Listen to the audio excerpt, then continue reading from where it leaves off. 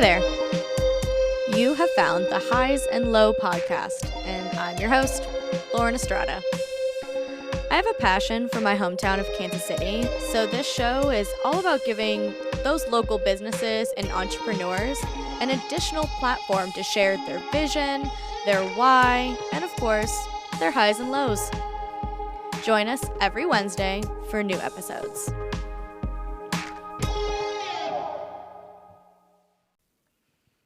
Hello, happy Wednesday, and of course, happy It's gonna be May. day to everyone that celebrates. And if you are not aware of that early 2000s NSYNC Justin Timberlake meme, you are welcome for going down the rabbit hole after you listen to this episode. So anyway, hello, hi, happy hump day. And it is so funny. I just have to say, I hardly ever have technical difficulties when it comes to podcast stuff. But when I do, boy, are they doozies. It has been a lot of difficulties for this episode. So basically, you guys are almost getting a live episode today because I'm recording this on Wednesday, May the 1st, and I'm about to upload it right after this. So you're welcome. I'm not sure. Or I guess, at this point, I am just super excited to even still be doing this. So let's get into it. Obviously, no guest today, since it is just me talking at the moment.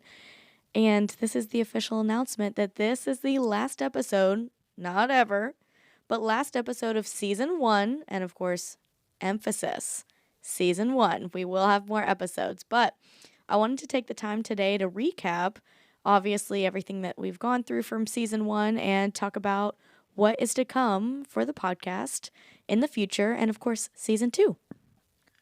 So, of course, let's go through the guests that we had on season 1.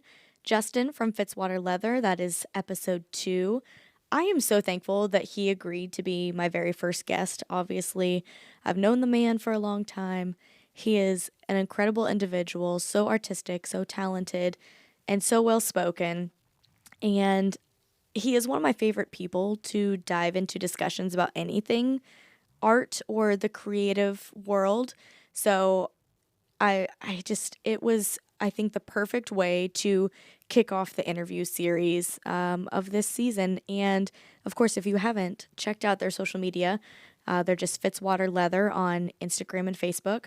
Check them out, see what they have to offer. And yes, I was so happy to have him on for episode 2. Obviously, Renee from Longboards. Interviewing your sister is always a fun time. And I, of course, bugged her multiple times. I was like, hey, I want you to come on and talk about longboards because longboards has a special place in my heart, as does she. So that was such a fun time to be able to, of course, try to be serious and professional. But I loved hearing from her side of things because, of course, I've been around longboards for a while, just with it being a family business of the family that I married into. And it was really cool hearing the backstory and so incredible that I guess I didn't realize that they had been around for so long. So that was such a cool story. And of course, if you haven't checked them out, go see them. There are about to be 7 locations of longboards. The new one is about to open up this summer, so definitely go check them out. It'll be on 135th in Overland Park. And I really hope you all were craving wraps after we wrapped that episode because I really was. And of course, let's talk about Allie Slygar of Flighty Apparel and her personal styling business.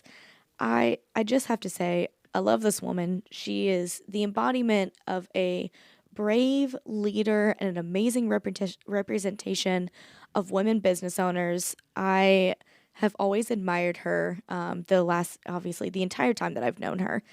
And I'm so excited after our interview to hear about everything that she has in store for her new business that she's just launched and there is so much more that we didn't even get into on the episode that is not ready to be announced yet. And let's just say this woman is going to do some amazing big things. And lastly, Connor Branson of You Want a Pizza Me. You know, this guy, he, I've got to say, it was so uplifting to look back on his first 2 years of business and see how much they have grown. Because, of course, I've been around, seeing from behind the scenes. And I think any business owner or any person from the outside is always going to see this too, that it's crazy that when you're in the depths of it, that you don't always see the growth that you've had. And then to take a step back and be like, wow, okay, that is crazy. Like right now, it feels like I'm going through it. But then you look back at where you started, and he has done such amazing things for not just the vegan community, but for his pizza truck, for his, sense of community that he builds with everyone that he meets. And of course, who would have known that there's so much science behind making pizza? So I loved that episode. Of course, I love all of my episodes with all of my very talented friends, but definitely go check You Want a Pizza Me out in the West Bottoms, or if you live downtown, order some delivery. Thank you all so much for all of the support that I've received from your streams, from your shares on social media, from you sending to people, from telling me in person that you are listening. I love you all. Thank you so much for taking the time to listen to these episodes, because it really does mean the world that you guys also want to just listen to me talk, but that you, yet again, you also share in my passion for wanting to, I guess, raise up these local businesses and really give them a chance to shine and take the spotlight, and just really thank you. Thank you for supporting me. And in doing so, you are supporting them as well. So thank you. That's really all I could say. Of course, how you can continue to support, even though we are going on our quote, summer break, spring break, however you want to say it, until our next season. Make sure you are following on whatever platform you are listening to this podcast on, whether it be Spotify, YouTube, Apple Podcasts, whatever it is, and rate or like the show. That really helps. Obviously, the streams help, but every little bit that you can do to help assist us in growing, we really appreciate. Of course, continue sharing with your friends, either by word of mouth, sending them an episode, or the entire show, which, by the way, I've said this before, it really does help the algorithm. When you are sending it by text message, posting it on your stories, you're posting it on your social media, that helps us reach people that we haven't previously reached. And that's all that it needs for the algorithm to start suggesting our show to people that may have not seen it before. So please keep doing that. If you aren't following the Facebook or Instagram pages, please do so. Share those as well. Help us grow there. And even if you don't get the chance to listen to our episodes very often, still sharing on our social media, saving those episodes to listen to later, all of that. Any of that helps. So, yet again, thank you for what you have done so far. Thank you for the support that we hope to receive in the future, and keep on keeping on. Okay, and now I still haven't found the perfect name for this segment. So far, we have Lowe's local recommendations. Don't love it, but we're still working on that. But let's get into some spots that I have hit recently and have hit probably have hit before. They're my favorites. That is why I am recommending them to you. So, of course, number one, Messenger, favorite coffee place in the entire of Kansas City, which is saying something because I do have quite a few favorites, but Messenger has multiple reasons that it is very close to my heart. My husband and I spent many dates and anniversaries there. And fun fact, if you didn't know this, he actually proposed to me on their rooftop. And there was like snow flurries coming down. It was the most Midwest moment ever that the day before was no joke, like 70 degrees in February. And it kind of shocked us all. And then the next day, a snowstorm came in. But so spending multiple times there with each other. Obviously, it is our favorite because of those many memories, but also their coffee is seriously the best. It's not just them phoning it in. The coffee really is fantastic. Plus, all of the tasty treats, thanks to Ibis Bakery. We go to the main location on Grand Avenue, which is downtown, and I also really love working from there because there is tons of natural light and there's lots and lots of seating for you and your electronics, multiple different options for seating. There's tables, there's couches, there's little bar seats, there is, high top tables, all kinds of stuff. And plus, as long as the rooftop's open, you have all of those cafe tables as well and a downstairs. So it is a really good spot to go either work remotely or, even just meet up with people because there's always places to sit. And recently, I had their breakfast burrito and their bagel sandwich. Of course, we split. We always split things. We're like, okay, I'm really wanting this. Is there anything else that you want? Cool.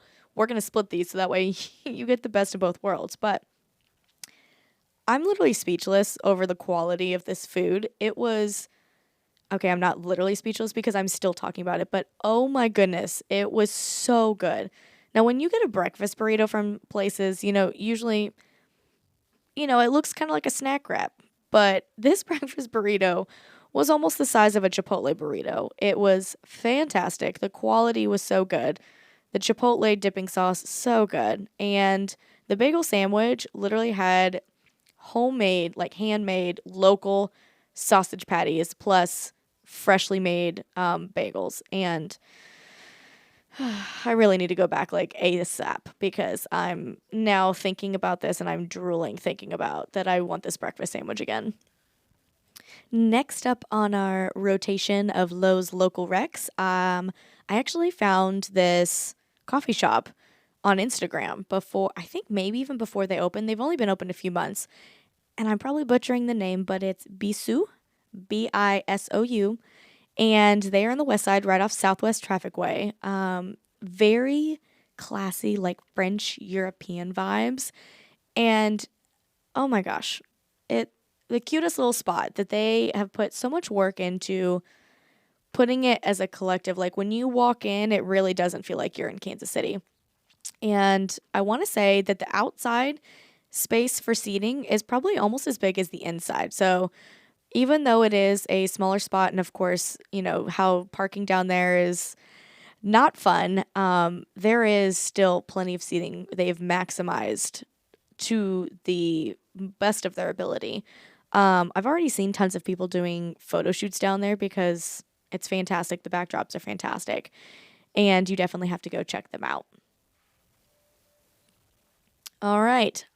I have only visited this spot in their Liberty location. And if you have not checked out Homegrown, they are a breakfast lunch spot.